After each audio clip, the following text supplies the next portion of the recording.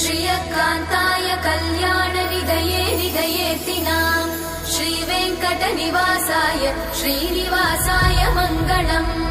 लक्ष्मी सविभ्रमालोकसुभ्रूविभ्रमचक्षुषे चक्षुषे सर्वलोकानां वेङ्कटेशाय मङ्गलम् श्रीवेङ्कटाद्रिशृङ्गाग्रमङ्गलाभरणाङ्ग्रये मङ्गलानां निवासाय श्रीनिवासाय मङ्गलम् सर्वावयव सौन्दर्य सम्पदा सर्वचेतसां सदा सम्मोहनायास्तु वेङ्कटेशाय मङ्गलम्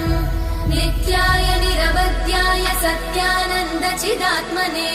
सर्वान्तरात्मने श्रीमद् वेङ्कटेशाय मङ्गलम् स्वतः सर्वविदे सर्वशक्तये सर्वशेषिने सुलभाय सुशीलाय वेङ्कटेशाय मङ्गलम्।